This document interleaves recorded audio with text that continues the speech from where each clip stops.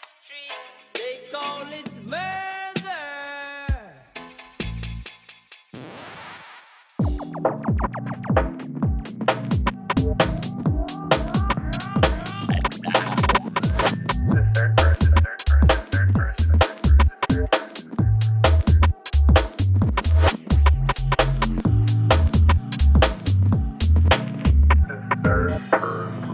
Welcome back to this 6th episode Third Person podcast, where we're providing a scene with a voice, giving the artist a chance to tell them about their come up and how they got started and what they've got going on. Excited to bring our very big guest to this one. She's the queen of riddims. She's a well-respected selector in the scene. She's known for her energy behind the decks, rubbing off onto the dance floor, and everyone's excited for when Rishi pulls up to a party. So we're happy for this one to kick off. We hope you all are too. Welcome on, Rishi. Hi, thank you so much for having me, lads. Excited to be here. We're happy to have you on. So usually when we kick off the podcast, I think the best place to always start it is a DJ's journey from where it starts. And obviously, as we go on through the conversation, we'll go through all the experiences, careers and goals and what you've got going on. So let's kick it off of, how did you get into the DJing? Where did the interest come into? The very start. So when I was a little girl, I used to go to dance classes and do dance exams. And then when I was 6 years old, I danced to, do you know LFO, Leeds Warehouse Mix? No, well, you need to check it out. It's an absolutely iconic tune. I danced to that and got a distinction. But that's the first time I remember being like moved by a bass line and just being like, this is amazing. You know it's in your heart. Yes, definitely. And then anyway, I got older, and when I was a teenager, I was very lucky because my cousin Patrick used to take me to UK garage raves when I was like 14. And then I had friends as well who'd take me to, just UK garage parties in London. So that got me into, I used to, back then UK garage, it was very, it's not how it is now. It was very aspirational. Everyone used to wear like heels and drink champagne when they went out. Yeah, definitely. But I remember then just absolutely falling in love with UK garage music. And then as I moved on from there, as I got older, I started going to Back to Basics in Leeds, which is a legendary house night. Celebrated its 34th birthday the weekend just gone. It's like an absolute institution. And just like I met a lot of DJs there, and I remember thinking, this is what I want to do. I want to be a DJ. And then I bought myself a pair of decks and got them. I was living in a really little house in Middlesbrough at this point. And I ordered them to my mum and dad's house. And I remember my dad brought them round in the turntables round in his wheelbarrow and like delivered them to my house. And I remember thinking, this is like the start of something special. And it was. What age was this, sorry? Pardon? What age were you when this happened? I was like 25. So you've been in the scene, you've been dancing, obviously you were touched by music from early on, you were going to all these big rave scenes. UK garage back then obviously was more popping than it was when I was growing up. It was more house, tech house kind of a few years ago, 5 years ago when I was kind of getting into the music. So it's good to see that UK garage was popping back then and it's getting back up to what it is now. UK garage was just like, it was everything. It was just like... I still see all them old school videos of UK garage. It's probably at its best. Yeah, no phones. Yeah. Stuff like that. Oh yeah, it was special, and it was just the music. I remember like hearing tunes like "Wide Boys Stand and Deliver," which is like an unreal garage tune, and just that going off in a garage rave. It was just I think when special. When I was younger, it was Zambuca was the one I was onto. Sick. It's a big track, but So you mentioned you were going to the raves in Leeds and down in London. Yeah. Was the scene not quite up to what it was in Middlesbrough? So Middlesbrough used to be there are still good nights there now, but Middlesbrough was always absolutely brilliant when I was a teenager. Not so much for house music, it was more like R&B. There was a night called Sugar Shack that a lot of people used to go to, but I'd mainly go out of town because I was a garage girl, it was more going down south. Best way to be. Yeah, yeah, definitely. But yeah, very different. Like I never wear heels to go out now, but I would always wear like high heels, dress, you know, it was just, it was different, but it's like, it's beautiful how it's evolved into what it is now. Where did the big break come from? So when you got your first set of decks, you said you'd have brought them around the wheelbarrow. Yeah. When you were obviously practicing and doing it, where was your sort of like big break to become like get your first set and start? So I used to practice like every night without fail, and eventually from going out in Leeds, I met a lass called Amilka who put on parties basically at District, and she asked me to play there, so I played back to back with Amilka, and it was just like it was absolutely rammed, and it was amazing. But then, so my first gig outside of Leeds was at the Cause in London, and then I got an agent, David Oyston, and he started pushing me out, got me playing at Ruckus, and then I moved on to Fuse. So it all just like took off. Big, just so we can kind quickly. of get an understanding of like the timeline of how quickly this happened.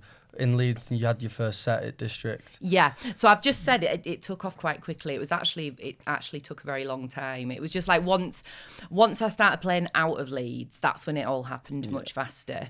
But sorry, what was the question? So how old were you? So obviously your deck's at 25. How old were you when you had your first set? Right, 25. So I'd say my first set I was like 26, 27. Just smashing it for a year, 2 years. Yeah, just getting confident that on the decks. Yeah. So you were always just spinning, mixing, or was you adding a little bit of production when you got your first decks? Cause just mixing, just straight mixing. Selecting, Found being a love DJ. for it. Yeah, partying a lot. absolutely. Yeah, just Still partying now. Yeah, I do go to. I love going out. Like last night, I was in the White Hotel for Crazy P. Chris Todd was playing, who's a good friend of mine, and that was like really special. So I do love to get on the dance floor. Yeah. Not as much as I used to, because I like to chill out when I'm not DJing. Yeah. But So what's the sort of what made you? Was it your daughter that was interested before you sort of invited her, or was it more of you wanted to bring her into this? When my daughter was younger, she wasn't interested in the music I was playing at all. She didn't get it. She used to when I used to play in bars, like to bring extra money in, like quite corporate gigs that you have to do as a single parent at times because it brings in the extra money. She'd like put her like AirPods in, and just like if I ever took her with me because I didn't have a babysitter, she'd sit in the booth with her AirPods in. She wasn't interested. And but then I'd say about 2 years ago, she suddenly, I don't know, it was like an overnight thing. She suddenly got really into the music. She got that cool mum thought. She was like, she never thought I was cool. It's only been, I don't know if she thinks I'm cool now, but it's been like the last year or two. It's like she absolutely loves it now, and she's like, she was doing artist liaison for East End Dubs at Testbed like last week, and like she's like immersed in the scene. Do you reckon she's gonna become something in the scene, whether it's might not be DJing but just be involved in it? Yeah, Lily wants to put her own parties on, and she wants to be an agent as well. She's got a very good head on her, Lily.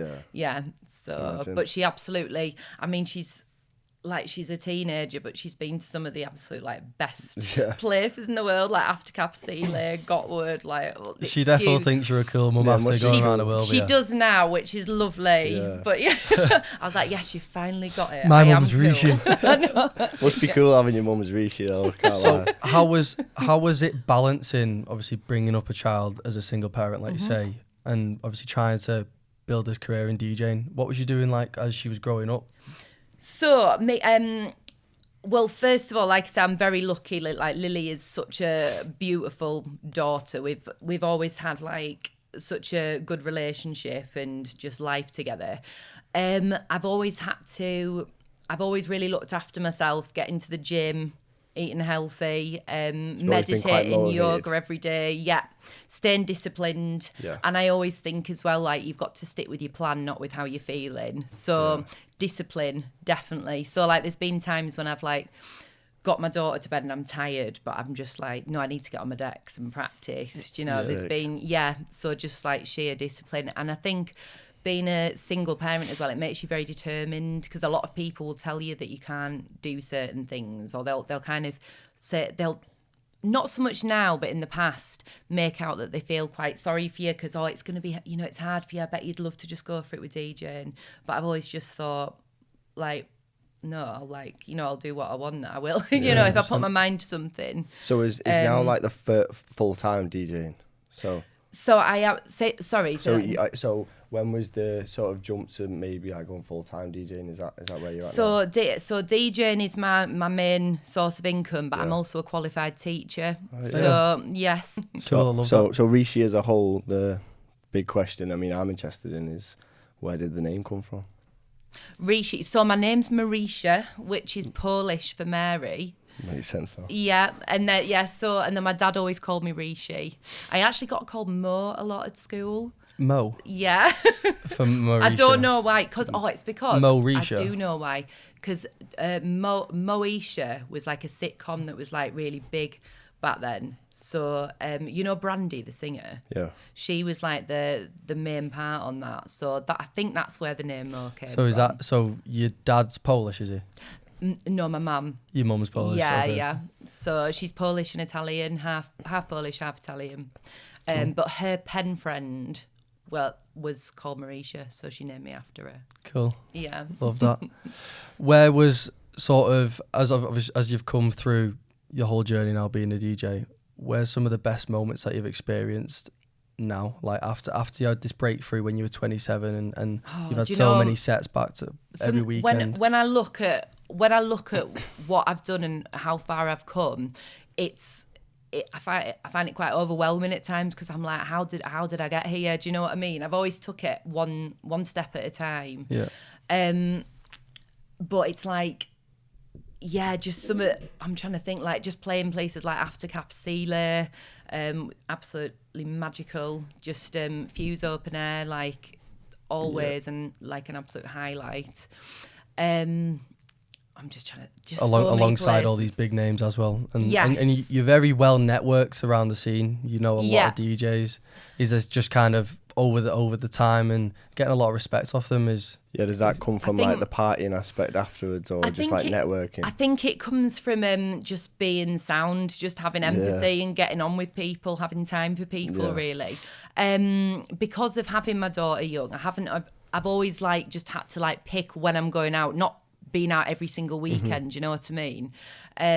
But it's, because of that, like the first time I ever went to Fuse was when I played there. Yeah. Do you know what I mean? Like my first time going to a lot of things has been when I'm playing there. Do you know what I mean? Yeah, it's 100%, like, yeah. And you can't always go into like the after parties if you've got Lily with you, and maybe you can't always because sometimes you have to have. I think that with things like after parties, I think you can. People can burn out very quickly. Yeah. It's really important to have any longevity in DJing. Yeah. Well, for me, definitely, it's really important to have balance. And So same with the networking side. I'm aware, obviously, you're quite close to Jensen and like that. Who would you say within the scene, or other than Jensen? I love Jensen. Yeah, shout out Jensen. How did you guys meet? So I played not back to back. I played before Rossi at the Loft, and Jensen was there with like all the OBP lads. Yeah, the squad. And then with the full squad, and then the rest was just history. I was just like, who are these lads? They always speak very highly of you. Oh, do they? That's good. No, they're lovely. And then I loved playing at the OBP party last summer. As well. You love it.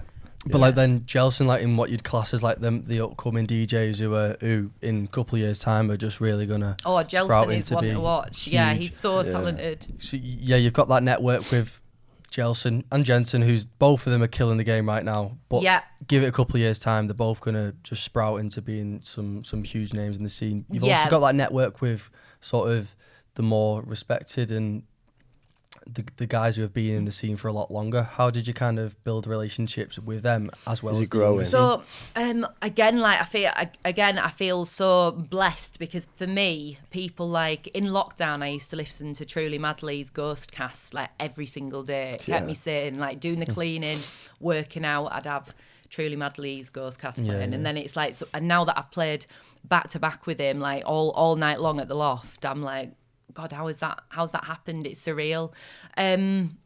I think it's just been from, I think talking online has helped. Just if you think something that someone's doing is sick, you should always tell them. I think just having time for everybody, people around you, is really important. Not just to be like only being nice to people who can get you somewhere. Just support I think if everyone, you're giving off, if you're giving off good energy, you attract it back to yourself. I think people can naturally see when someone's like not being real, if that makes sense. Yeah. Like maybe they'll pick and choose what they support. Like just going off what you said then, when someone, say for the likes of someone is trying to be nice just for the sake of they know they can get them somewhere, you can almost see that through them. Yeah, you can tell. Like, I think it's genuine. Yeah, you attract back what you put out. Yeah, definitely. Exactly, 100%. So I think that's So would you say you're very close to Madley now? Yeah, I've seen that back you did with him and Gene and Earth in the last Crazy work. Liquid Earth. Yeah, it was so good. That was a beautiful night. It was just start to finish. One for the history books. Yeah, definitely. I'll remember I was that actually night supposed forever. to go that night, but I'll be honest with you, Oh, I really? didn't You make should it. have come down. It was know. ace. Where's one of your favourite venues in the UK? Because the Loft's always, everyone shouts Obviously about the Loft. But then I seen you played Fabric the other week. Yeah, it's I always a love good that. one. Oh, Room 2 in Fabric. I love the booth in there. That's insane. And it was great. I played back to back with Lucas in there, Lucas Alexander and Julian Anthony. And it's that's one of my favourite booths. And I love Fabric. Also, I love the Cause as well. I've never been. I've never been the Cause. Yeah, the Cause is brilliant. And Under the Arches in Leeds is just my favourite venue. I think we're making it a lifestyle for yourself. You're constantly probably going to all these different places. Like for us as probably just viewers, we don't really get the chance to go to like London as much, especially being up north. Or like, I mean, I travel to Leeds quite a lot. I've been to District a few times, but the likes of all the, I think I've been Fabric twice. Like, oh really? But I love it there. But it's getting there. And it's the logistics, ones, isn't it? When you haven't got a logistics manager planning out your travel for you and sorting your ground transport. Would you say you're quite busy at the moment now, constantly up until the next year? Like what? Yes, what I am. Weekend after weekend, or? Yeah, I am. Obviously not this weekend. Excuse me, but I've got some I'm looking forward to playing at things like BU. Yeah. BU and Dungeon Meet. So I can't wait to play at that. Yeah, playing at Dungeon Under the Meet. Arches again. Playing another back-to-back with Lucas Alexander at Digital in Newcastle. That'll be good. Yeah. Do you just bounce off each other? Yes, we do. We get on really well, and he's so talented as well. And I love Lucas's like sound, that kind of just like low slung kind of. He's the kind of character that lives for it. Yeah, like he does. You've got to live for it. He does. It's gonna make it your lifestyle. And I'm playing it. Do you know Capsule in Liverpool? Next to the cave. Yes. Yeah, So I'm playing there for Paul Street Sounds. Yeah, That's they had Dungeon Meet there not long ago, didn't they? Yeah, and I played for them. So that's on Mad Friday. I played for them last Mad Friday as well, and it was just like one of my highlights of the year. For Paul Street as well. I'll most likely be becoming that Mad Friday one. Yeah, get so yourself down. Yeah, I'm excited for that. Is that a new ritual? Then Paul Street. Yeah, they said to me after it, they were like, "Oh, we think we're just going to get you down for every Mad Friday." I was like, "Yes, buzzing," because I was at the last one in the cave. I was there. Oh, were you? Yeah. No way. I turned up. I was with them all in the middle. It was like the cave with all the lights hanging and stuff. And it was wow. good. Yeah, I think I caught like you were on last, weren't you? Yeah. Yeah, I think I stayed for like an hour and a half because I was sober as well, so I was just really? getting tired. But yeah, it was a good set. Thank you. What venue was what venue was Slapfunkin' the other week? Which so that was at Halloween Testbed one, in was it? Leeds, another unreal Looks venue. cool. Looks like a cool venue. That looks a bit like I can't think, like a shelter type thing. It's a proper like warehouse. Yeah, it's mint. Are you thinking of Under the Arches? So Under the could Arches be is that. like the shelter. Like Could be that one. yeah, so Under the Arches is literally under the Testbed railway new? arches. Testbed is new, Yeah, so that's 'cause like a big warehouse. I'm thinking the one that's massive like capacity. like that. That's Under the Arches. You're Under the thinking of Arches. Under the Arches, which I is see why you literally mean under that's the sick, because that's why I was seeing a clip of that. yeah. I thought that was for Slapfunk. What was it for Ruckus I instead? played for Slapfunk there before, Okay. but the last time I played for Slapfunk was at Testbed, Oh, okay. and then Too many I played pies. after, so I played on my own, and then I played back to back with Melody afterwards. Another person that I love playing back to back He with. loves the dancing. He's His videos on there's Instagram are something class. about Melody's like energy that is very special. I can imagine that energy behind the decks being crazy. I've just realised as well I'm pronouncing his name wrong because I keep saying Melody and then people are thinking of Bananas, Miss Girlfriend, the woman, but I mean it's melody. Melody, Yeah, yeah. you have to. Why were you pronounce saying it. like Techno disco melody? to melody. Yeah, if you say melody, Because you're saying like it's a it's- melody. no, It's, it's yeah, another it's not. DJ. It's melody. So yeah. Yeah, no, There's 2 DJs, yeah. If you're watching this, melody. Melody. I'm sorry. I'm sorry for pronouncing your name wrong just then. The OG. So what would you say some of the best sets you played? I know you say best venue, Capacile, which also could be your best set because of the energy in Capacile. Yeah. I was going to bring it up. My favourite set yourself is the Ruckus mix that's on SoundCloud. I can't remember. It's like a red background. Yeah, that's quite an old one. Yeah. Me and Charlie and Blanny, my mate, when we went to Dimensions last year, that was our mix of the holiday. Like, I'm glad you like it you because I had played it on that. the other day and I was like, oh, there's a lot of room for It's improvement in here. that Lelouch track. I Yeah, think it's like yeah. it's 23 minutes in. I know exactly where it is. And Yeah, I always go. I to know that the track. Lelouch track you're referring to. It's I the- love whoa, I whoa, love the whoa. music in So it, but good. some of the ordering is not great. But it is just I'm more experienced now, That- so I suppose I can That hear. track, I couldn't hear it anywhere else. We were just constantly just replaying that whole mix, and it was just Mint. fire. Probably Oh, give you thank probably give you you. 1,000 views I, across pro- the I, holiday. pro- I probably did put 1,000 streams on it. I right. did notice that the views like went up on it last you go summer. into- Was if- that you? If you go into like the logistics of it, you'll just see my name at the top because I must have Most spammed played. it. Yeah, Number most one played. fan, yeah, it puts you. It like puts down now, doesn't it? Who's like played? So in your mixed it up. SoundCloud, he could be like I'll get my phone up fanboy. later. I'm Yeah, gonna check. If it's you're not my definitely- number one, I'm gonna be ringing you and It's saying you need definitely to listen a few in more the top. times. It'll be in my listening history. That's how recent it is. Yeah, so Oh, I'm glad you like it's a it. heavy mix. We're all fanboys anyway. Everyone's a fan. Everyone's a fan of you in the scene. No, and I'm he's a I'm fan just of a fan you of that as mix. well. He's I'm a fan of that he's mix. just the biggest. I am a big fan of that mix. I do like it. Yeah. Oh well, I'm glad you like it. Yeah. I'm not trying to be too too obsessed. But. Right, as you've all probably already seen, we've got our website out for our clothing brand. We're trying to do sort of separate to the media side, building an actual clothing brand external. So it's called Third Season as a whole, but the branding's still the same as the podcast. Our logo stays the same. We've got a bunch of caps out at the moment.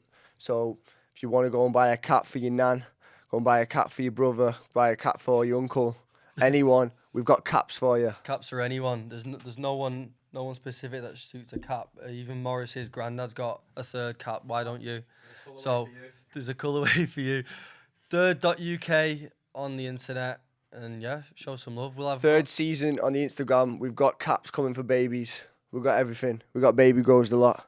everything. We got shit in the pipeline. So yeah, run it. Yeah, big up. It's good, mate. Anyway, I'll run back to the question. Yeah. What was the best set you've played? Like that you just can't get out of your head. Because I know you're saying my God. Capacile, the energy, everyone's shoot. Capo Sule. Obviously, Capo the energy in there is probably Sule. different. But like, what's something that you've come away from like that was the best ever? Do you know what? There's so many. Like I could say so many different ones. The one that's springing to mind at the moment is like the last Under the Arches that I played was really special. You do need to come to Under the Arches, it's unreal. But also like Fuse Open Air, like the set I played on the clearing stage the last time I played there. And it was like I played first, but it was just like there were so many people there for the set. Were you on the And lineup for Fuse Open Air this year? Was that this year? The one just gone. The 2025. one just gone. Yeah. Yeah. So, so it was like quite a small, intimate stage, but it was just, it just filled up straight away, and it was, just special. Really, had loads of my mates there as well in the crowd. My mum and dad have come to Fuse Open Air Have as they? well. Yeah. They loved it. Are they- Everyone was going up to my dad like, "Oh my God, like you're so cool," and my dad was just having a great time. Drinking tequila with Sean Key. And just, Do they party quite a lot, or just like here and there? They select a few. They'd come to everything. My mum loves a dance, and my mum is just like so beautiful and just radiates good energy. So she loves being out. My dad and my dad as well. Yeah, my dad's more of a raver than my mum. But they'd come to everything if they could. So they come into digital when I play back to back with Lucas Alexander. That's in Newcastle. Yeah. So. So with you saying that your mum and dad have the energy and dancing, it obviously radiates on yourself, because we'll go back to, we had Jensen on the podcast and you were playing a back-to-back with him, and that was one of my favourite sets this year as well. He was just telling us about how your energy the music must have took over, because you jumped on his back at some point in the set. Yeah, and so he was pretty happy about that. Yeah, oh bless him. Do you know what? I absolutely, shout out Jensen. I do. I love Jensen. He is so talented. And yeah, we have a really good energy between us. Yeah, I can imagine. Yeah, we do. So yeah, we were just like, it was the feeling of that, because obviously we were playing first, and that tent, there were people like Kurt, who runs hide and seek, said there were people running to the tent, to the dome. Yeah. I couldn't get in that tent, you know. Yeah. I went, and there was like there was a queues big out queue the tent. straight away, wasn't there? Couldn't get in. Yeah, so it So you was. just wanted to jump on his back to get a It better was look. going off, yeah, just to see, yeah, just checking all my friends that said they were going to be there were there. Do you know what I mean? But no, it was just so like exciting. It's like, and I felt like childlike. I felt like a little girl. Do you know what I mean? just So it giddy. was just That's like heavy dopamine. yes, Yeah. very much. Can yeah, imagine. completely sober as well. So it's just He actually- music. he told Music us, is sorry to cut you it's off. the most like the music just transforms Music is the just drug. how you feel. That's Yeah, what it they're saying, really that's what is. they're Yeah. He So- told us that you were a few minutes late to that set, so he I was was running the a few tracks. the logistics were a nightmare. So I You was, need a logistics guy. because, yeah. 'Cause- Well, yeah. It's like it's not the hide and seek logistics. It was just the fact that I didn't have any signal when I got there. You couldn't get in the tent. Yeah, I couldn't get in the There's a tent. queue. I had to There's a fight my queue. way in. You should have seen Jensen's little face though when I got there. I could see he was like panicking, Stressing out. Yeah, it was Oh. awful. Honestly, it broke my heart. Very caring for But him. then it was all good. And then you had to just drop a slammer just to be like, Jensen, I've got this on control. We warmed into it a little bit first, and then we started with the slammers. Yeah. Getting greedy. Yes. Yeah. So I know that's Yeah. a back-to-back, and obviously you both bounce off each other, and you have that mutual understanding of what journey you're going to take a set on. But when you approach a set, do you just ease into it, or would you drop a slammer straight It off? depends. you There's got been I you said got to be a to good DJ. Being like Rishi's here. it depends. Sometimes I said to Enzo once. I said with that set, I felt as though I wanted to warm into it a bit, but it was like walking a pit bull in the park, because it was like you had to let it off the lead, because the dance floor were just absolutely Yeah, like yeah. gagging for it. Sometimes So you I can had feel to it, let I can it. Yeah, imagine. you have to go. You have to get. So yeah, if that. So I do. I mean, in an ideal world, you want to go on it. I prefer a longer set, Jokes. so that I can go on a Take it on journey. a journey, yeah. And warm into it. But you do have to go with what Sometimes what the just dance slap floor one in. wants. Yeah, absolutely. What's your favourite one to sort of slap in straight off with the bat? Oh, there's so. I can imagine there's just think- millions in your head. I put Yeah, I don't have one particular tune for it, because I mean every set I'll pack a different bag, and download different tunes to my USB. But just there's a few Jamie Fielding tunes that I love, that are like really good for just when you're just getting it serious and you're just bringing the energy up a notch. But yeah, you can just feel it. It's all about I think DJing. It's all about your intuition and just feeling the crowd and feeling yeah, the moment, isn't it? Yeah. I can imagine. So you just you just pack a bag of vinyls and download some digitals, but you don't Yep. order them or nothing. You just go, here's a list of No, tunes. I don't put them in any order. So I just It's an I experience have- skill. yeah. So I have an idea of what'll work and what I want to play. But no, I never do plan it at all. read I the just room, go, don't you? yeah, definitely. I just go with a open mind, really, not knowing what to expect. Yeah, sick. Yeah. I reckon that's probably where the best sets come from. Unplanned, I think that's just my favourite part about DJing. I love being part of a moment of time in a massive energy. Do you know? I think it's just beautiful, and it's like I remember some of the most healing moments of my life have been on the dance floor, and to experience that as a DJ with people, for me that is just what it's all about. You know, Controlling the It's what I room. live You've got the for. power. yeah, You've got the power. feeding off a room of people and being in it together. Infectious. Unreal. I feel like social media has had a big impact on sort of the new style of sort of, let's say the new wave of DJs coming in. But sort of back when vinyl was a real skill, I mean, I can imagine it's good to have learnt vinyl from the off. It's when I And first then got now, because you don't get that much these days. well, when I first got my decks, I knew it was really important that I learned to mix by ear, because I thought then no one can take that away from me. Yeah. And also as a woman, you do not so much now that I'm more established, Yeah. I don't really get this. But when you first start, you get a lot of comments about, oh, you're only getting gigs because you're a woman. You're only getting gigs because the promoters fancy you. Yeah, a lot of sexism. But that was another reason that I wanted to know that I could mix vinyl, so that no one could take that away from me. No one can tell me shit. Yeah, exactly. Pretty much, Yeah. So That's that cool, was really isn't it? important to me. Is that just like online comments you're getting? No, it's not It'll be online. like little This whispers was in the back in the scene. day. Yeah. This was like when I first started playing out. Not now, not ever now. You're established now. Yeah, exactly. But I've had to really fight to prove myself. So No, it's powerful that you've had to break through that sort of barrier of people yes, yeah, doubting your and your capabilities absolutely. to this respected DJ that you are now, and Thank obviously you. well respected vinyl digger. So where are your favourite vinyl shops? Do you still go digging now, or have you just sat on records from back in the day? I love Recycle Vinyl in Dalston. I was there quite recently. That's a brilliant shop, and the owner Rob has just got a mint selection in there, and he once he gets to know what you like, he can like pull your tunes out that you're gonna like. I do buy a lot on Discogs. I mean, it's quite expensive to do that. I've just bought a load of records that are like, I looked to get them from somewhere closer to home, but I seen some ended like up 260 getting them all quid. shipped in from the USA. Yeah. And then you have to pay extra when it's a order above a certain amount, and Yeah. But- So back when you said you used to love garage when you first started, like was that more of a UK garage? When did the UK sound garage. sort of like develop into what it is today? So when I was a teenager, it was UK garage, a lot more two-step. I don't play that much two-step now.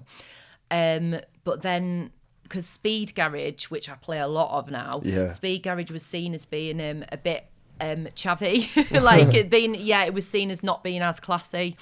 But when I heard speed garage myself, I was like. Your heart Like when said I heard yes. like some of like the Jeremy Sylvester, like, you know, big tracks, I was like, Bangers. I don't care Shake if it up. you don't think this is cool. It's not This classy is because cool. we're all in And- heels. Yeah. And Like Yeah, there's something but then- about on a heavy system when it hits you in Yeah, the chest. but it was honestly, it was seen as not being cool and made it, When but did you reckon it sort of like? just now, like the modern scene. Yeah. So in like from 2022 onwards, that's when it Post-COVID. became. Some of the tunes that I play out now are like big, and like Fumiya Tanaka plays Yeah, plays them The as well. Japanese wizard. Are just big bassline tunes that had been played in like Sheffield and Birmingham in 1990. Now they're finally getting the light of day. Really. Yeah, They're really big. Yeah. So what was one of the hardest lessons or hardest things that you've overcome being a DJ? So I know you were saying about the sexism. I'm sure that was very difficult but maybe in some situations you had to bite your tongue and you had to pick and choose what fights you had when people were saying these things about you.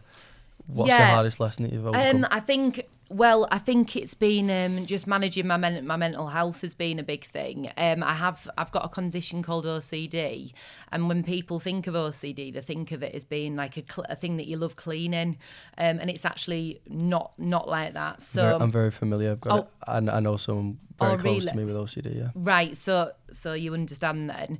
So just for anyone that hasn't doesn't know about OCD, it's like you have intrusive, like really horrible thoughts, but you feel a high level of anxiety when you have those thoughts. And for me, a big thing has always been if I have an intrusive thought, a big thing has always been that I've thought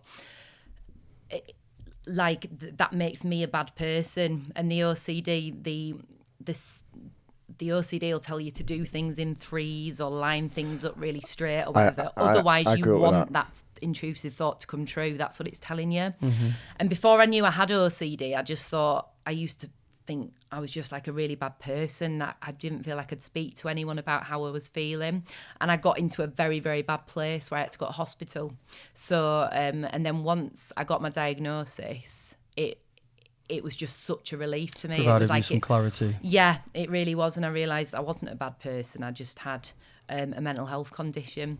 But now education, compassion from other people and compassion for myself has like helped me so much and has freed me really. So yeah, navigating that. But music has always provided me with a lot of relief. But then obviously navigating that and trying to get a DJ career going, We're has been having a lot. the understanding of finding out it was OCD. Have you come across people in life where they've had a similar and you can be able to talk to them about it? From talking about it online, I've had like some messages from people who've said to me, oh my God, thank you, because like they've been suffering and not knowing when you don't know you've got OCD, it's just the worst thing. It's a high cause of suicide because it's impossible to live with. So I have had messages when I've spoken about it online just saying thank you. I bet it makes you feel better about it. It does, because I'm paying forward what people did for me when I was suffering. Yeah. Would you always supporting people in your DMs? Anyone who's also struggling with something similar? Absolutely, yes, yeah, 100%. My DMs are always open to anyone suffering. Like you're quite humble in that sense, I'd say. Like, it's just paying it forward because of what other people have done for me. That's meant that I'm still here today. It's just these values that you have about yourself, just being a very genuine person, supporting people, but also equal opportunity in the scene. Yes. In that's probably why people like you as well as the DJing as well. Like you do all the content, and we did that content with Glasgow when you were doing that event. I love the Glasgow lads. Yeah, that was loads of fun. Del Boy. Yeah. Yeah, we had a right laugh doing that. That was a funny content, Yeah. I've seen a few videos. You've obviously, I feel like content is a big thing, but do you feel like because you've come from that older scene, what's your opinions on the sort of content? A bit of content, you know. Yeah. I think it's good. As I know a lot of DJs say they like to let the music do the talking, and I get that. Yeah. But for me, I do like to put myself across as a person as well. That's just for me. I think you do in this day and age a bit. I think it's because it's constantly evolving. I feel like social media is such a big influence, especially on the scene now. I mean, I know people say they have this TikTok sound and they have the non sort of phone parties, but at the same time, I feel like I get both arguments. Yeah, I think you've got to do what feels right. Definitely, each to their own. Yeah, but just for me, do what you want, I feel I like it. Yeah. Mm-hmm. So, any big content dropping for yourself then? I need to. Do you know what my daughter keeps saying to me, Mum? You need to start making more TikToks. You should do mum and daughter ones or something, or you should make your own podcast. We are going to watch this space. Oh my gosh! Right. I was an idea. Don't say gosh. Here it is. Here's a new series you put out on your TikTok. Mum teaches daughter how to spin vinyl. And she is actually learning at the moment. Wow. Yes, so it's like play on word. Yeah. Good idea. Episode 1, teaching Lily the basics. We'll ring Lily when we get out of here. You heard it here first. That's it. Lily will be all over that as well. She will. She's always like, does she not want to learn how to DJ? She is. She's learning how to DJ. But again, vinyl, she wants to know how to. You can also show off your skills of vinyl spinning, but also show the mother skills. The mother skills. Absolutely. And also the connection and the banter and the friendship that you've got with your daughter and how close that connection is. I think that's a really good idea. So come to us for the ideas. I know what we're doing. Yeah. I want a cut of this. I want a cut of it. That TikTok. We'll invoice you. That TikTok page. Yeah, we're good. No, it's a great idea. It's a great way for you to get out your personality. Obviously, people know DJs slightly off bits of content they do, but like this is what we kind of brought this podcast in, is for DJs to have that platform for people to understand what they like as a person, and obviously we're proving to everyone how genuine you are as a person. And really just showing off your personality. I think it's good for people to understand what DJs are like as opposed to just the music that they spin. So definitely, it's good to put across the whole person. Not 100%. Yeah. So what we like to do as well as part of a segment is we ask every DJ. I mean, we only really started it the last episode, but as you're saying, your daughter wants to start becoming a DJ. She could probably be in the youth squad. We like to ask every DJ what's sort of the five-a-side team for DJs. So what for football? Yeah, so it's like a football concept, but like you say, if you have a five-a-side, who would be in your five-a-side? Right. As in, like, basically, what's your 5 best DJs? Right. Oh God. You Right. could Okay. you could just reword it as being like the Avengers. Yeah, I of know, but it's like, yeah. DJ. Well, Okay, you should- let me you should think. change So, it. Yeah, what's your Avengers of right. DJing? So with this kind of thing, obviously, You don't want to I hurt could- anyone. No, no, Yeah. no. I could say about 50 people. Yeah, that's your network is so but this broad is how and- I'm feeling We'll- today. We'll 'cause do it 2 changes teams every then. day. We'll do the new era Well, we'll versus sit here the for old like era. half an hour and I'll just reel them all. We'll get my Instagram up and I'll go, oh yeah, him, her, Yeah, her. yeah. I love her as well. Right, so I would have Squad of 50. I would have my best friend Bobby O'Donnell, who's the resident at Mint Warehouse. Definitely, he's insane. You made a track one of the with him, most, didn't you? yeah, Yeah. one of the most talented people I know. Jane Fitz as well, like the goat. She's like, whenever I've seen Jane play, she's just been flawless, Yeah. and she's just like no one else. Fumiya Tanaka as well. Wizard. Yeah, The Japanese wizard. Yeah, he just like He's he's the just, goat. and he's so cool too. Yeah. Yeah. When did I see him? I seen him at Slap Funk's May Progress Centre, not last year. So Phone Tracks were on. It was 2024. I actually remember it was the 5th of May 2024, and I seen him for the first time, and it was one of the best sets I've ever seen. Like, Yeah. it was unbelievable. And then Absolutely I remember I magical. got a bit tired at Gotwood as well, and I sort of like went bed a bit early. But my tent was behind the stage where Famaya was playing Gotwood this year. So I sort of fell asleep listening to Famaya. Did you? Like he was a playing, gnarly bass line. he was playing putting you to Blinded sleep. by Anfield Mob.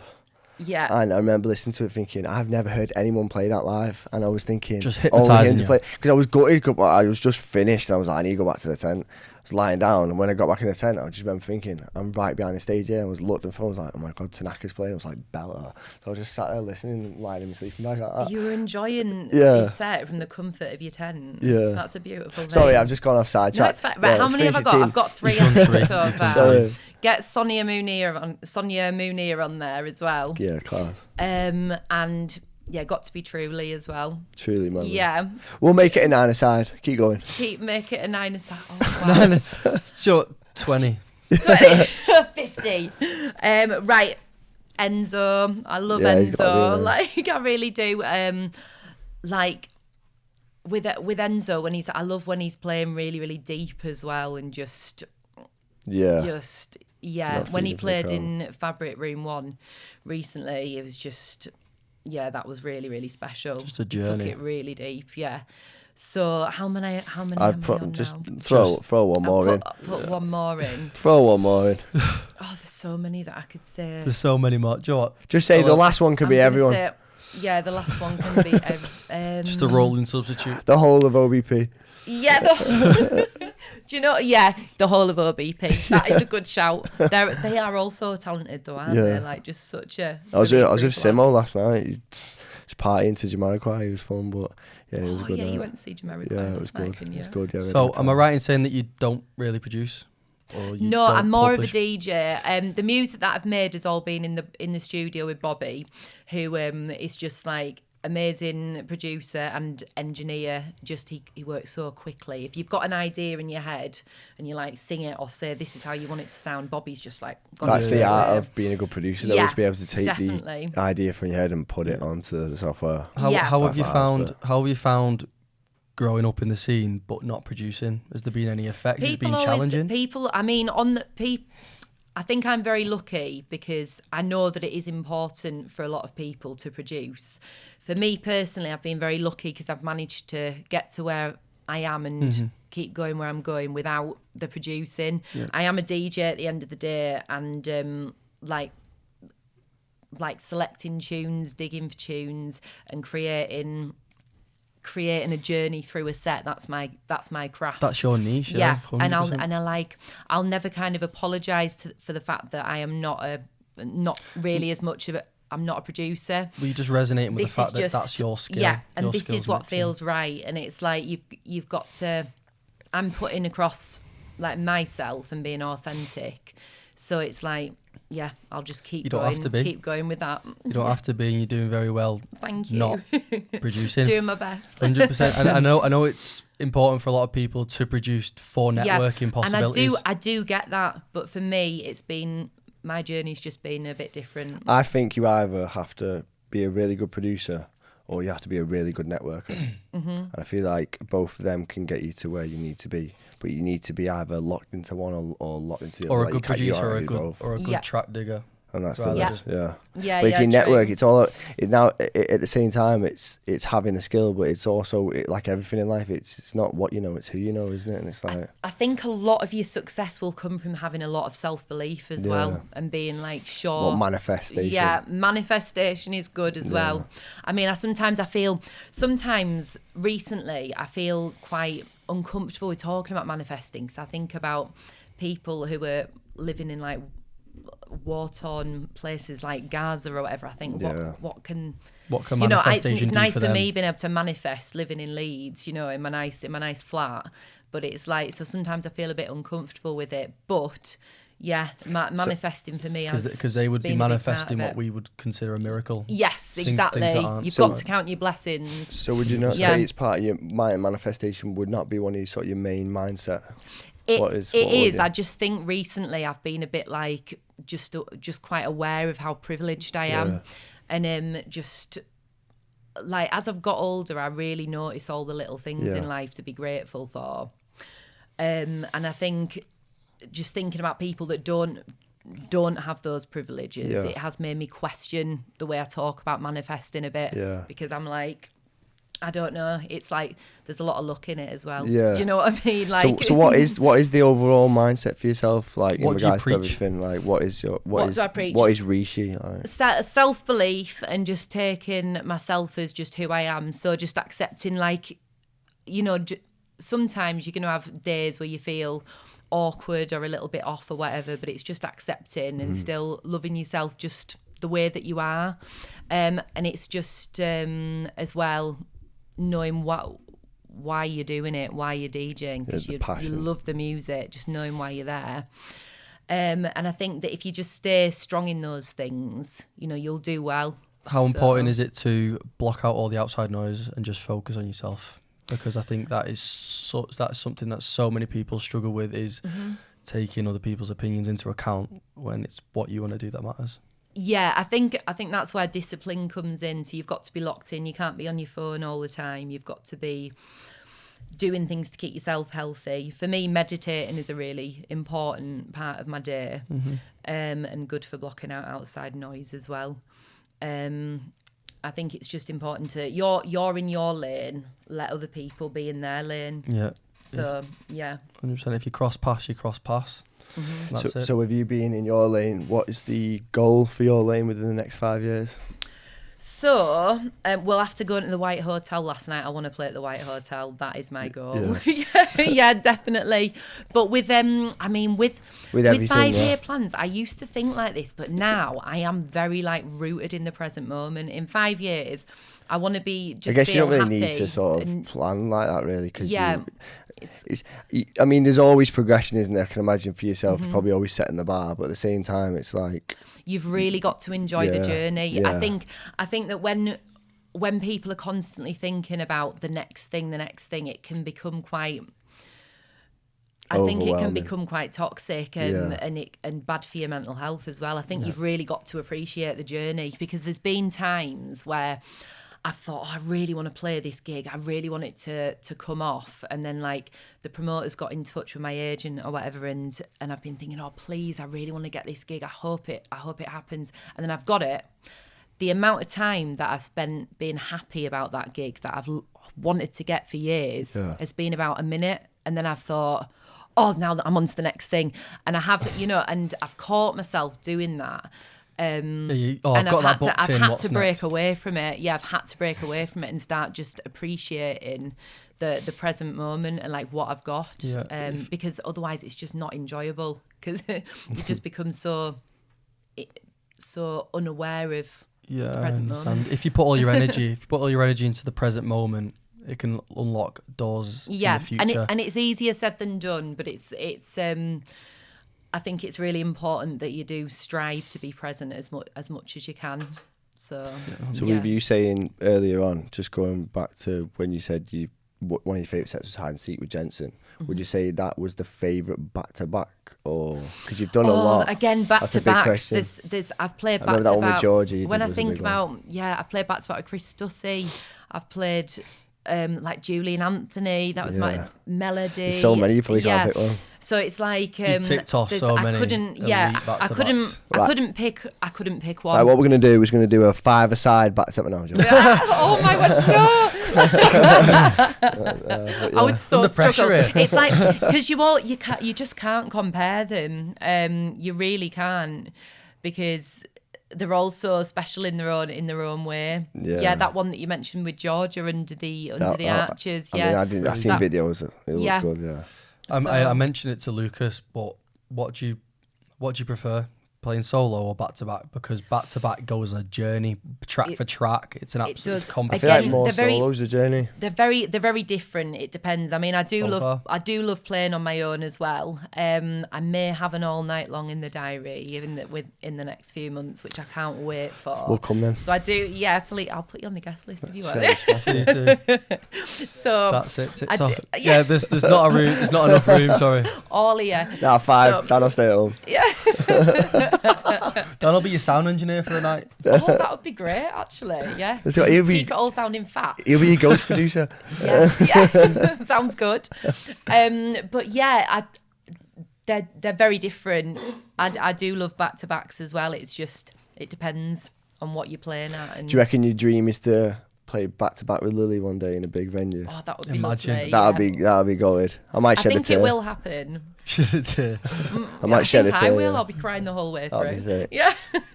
How certain do you think that is? It will happen. That'd be That'd legendary. be sick. 100%. That'd be so It can't good. not. We'll You have should to, let yeah. you should let her just spin a track. You playing a set, just go on, Lily, just hop on for a track. Why you go to Do you I'll reckon- have to check what track it is first. Yeah, do you reckon she would? Depending how big the crowd pressure is. though. if she's Not like yet, but when she can. Oh yeah, Lily's very confident. When Yeah. when she's able to DJ, Lily will be like, yeah, she'll be trying to jump Let's on all have the it. time. Yeah. that. Yeah, good.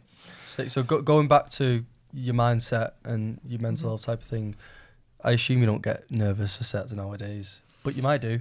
What are your Yeah, I do what are your approaches to a set? How do you calm your nerves if you do get nervous? And So when I played at Circus last week, I went and had a look. The crowd was just getting bigger and bigger, and it's Huge room, a 10,000 capacity space. So I did feel quite nervous just before getting on there. bit overwhelming. Yeah, but you've just got to think. I always just think you've just got to get on with it. Like you're very lucky, you know. It'll be all It's right. quite hard to block a crowd out of such size, though. So when you get on and it's a big crowd, it's good. You have to you've got the front people. You've got to look past them towards the back and focus towards the back, because then it's not overwhelming, and then because you're looking out and over, and then as you warm into it, then you can kind of start having Interaction. having with the it crowd with and more stuff. towards Yeah, the front. Yeah, once you've settled into it. yeah, cool. What's the biggest crowd you play for? I'd say 10,000. Yeah, It's huge. 10,000 people. yeah, That's insane. It's light work. yeah. So what we like to do towards the end of the pod is we ask our 3 generic questions. First one being, what is the dream back-to-back that you've not played yet? Yeah. So what is... Yeah. Fumiya Tanaka. I can Yeah. imagine I'll be ill. Yeah. The second one would be, what is the dream venue that you've not played? I've said the White Hotel already, so now I'm going to say Brett. Brett? Yeah. That'd be cool. Brett would be crazy. I want to play the Monday at ADE at Brett What- for Slap Funk. What, the Slap Yeah, one? I'd like to play that. I went last year. It was really I was good. there. Yeah, I I think didn't was. see you. I was with Jelson, and I know Jelson and Christy didn't go. I was with Simo. Me and Lily were there. I was with Simo Stock. The Charlie. one just gone? No, the last Oh, one. right. No, I wasn't there No, for not that. not this year. Right. 24. Okay. So yeah. How long But, did you stay there Jelson for? went this year, didn't he? We didn't do that long, you know, because Lily's not got quite as much stamina as me. Yeah, so I could have been in there for ages. That's the but Lily- experience, though. Simo Yes, and exactly. Simo and So- Jelson did 23 hours this year. Yeah, they were having a great time. Well, if we run back to the RTK bod, he did 48 hours or something. No, he did like he 35 hours or something. He said or something like that. Yeah, I that think- doesn't surprise me. He did. He ran the security guy's double shift and passed. Sounds about right. Standard. But yeah. And the last question. Yeah. So out of your close circle of friends, or even just anyone in the scene that you think would be great to have on the Third Person podcast, who would you like for us to interview? Not interview, but have a conversation with. I think you should get Pac on. I think Pac would be brilliant. Yeah. Again, another person I loved playing back to back with. Yeah. Yeah, Pac. he's a thought. He's the boyo. Bundle of energy. I love him. 100%. Yeah.